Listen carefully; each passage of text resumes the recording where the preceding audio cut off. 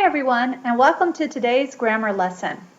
Today we're going to look at independent versus dependent clauses. First, let's take a look at the definition of these two terms. So, what is a clause? Well, a clause can be a group of words that includes a subject and a predicate. That is, a noun and a verb. So for the subject, it could be a noun phrase, or a pronoun that represents a noun. And the predicate can be a verb, objects in a sentence, or phrases that are governed by a verb. Here are some examples of clauses. The family stood in front of the helicopter.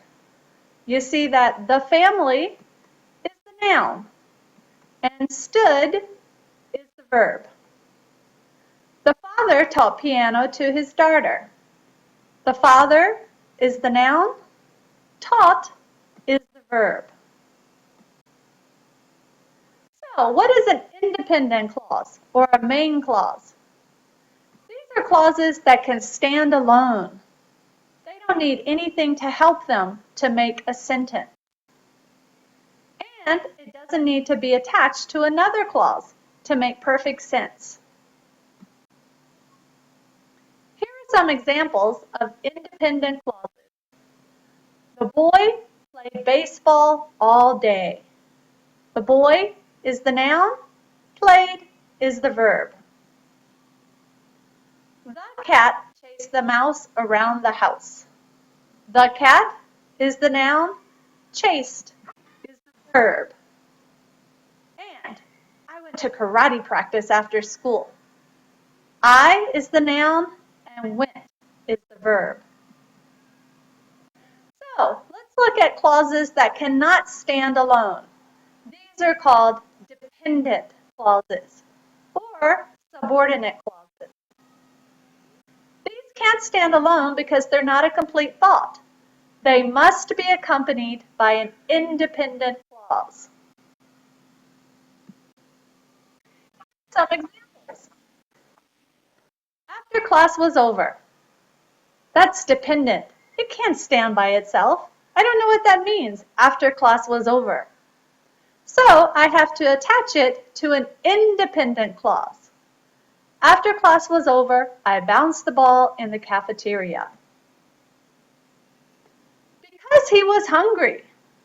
That's a dependent clause. Because he was hungry. It can't stand alone. It needs an independent clause to accompany it. The baby was crying because he was hungry. Now, that's better. All right, let's take a quiz. We went to the mall last week. Is it an independent clause?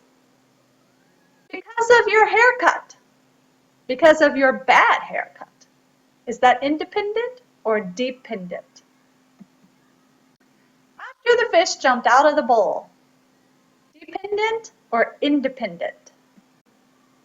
I can't believe our friends did that. Dependent or independent? You need to leave. Dependent or independent? When we left the restaurant. Dependent or independent? Okay, let's check our answers. So, we went to the mall last week is independent. That's a complete thought that can stand alone. Because of your bad haircut? No, dependent. It cannot stand alone. After the fish jumped out of the bowl. I don't know what that means. It needs something else. It's dependent.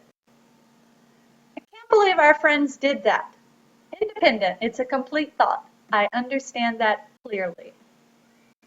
You need to leave. That's an order. It's independent. I understand.